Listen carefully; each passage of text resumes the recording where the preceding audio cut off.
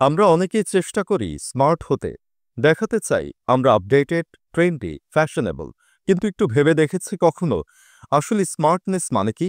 Smart তো সেই যে আল্লাহর কিতাব আল কুরআন শুদ্ধভাবে তিলাওয়াত করতে পারে, যার আকীদা বিশুদ্ধ, বিদাত থেকে মুক্ত, যে নিজের দৃষ্টি হেফাজত করে, ইনবক্সও স্বচ্ছ থাকতে পারে।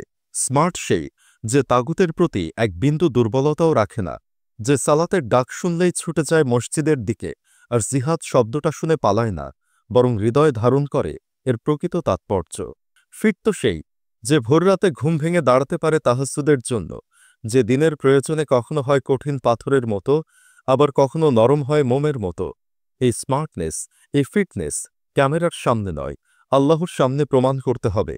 চলুন নিজেকে সত্যিকার অর্থে স্মার্ট ও ফিট হিসেবে গড়ে তুলি।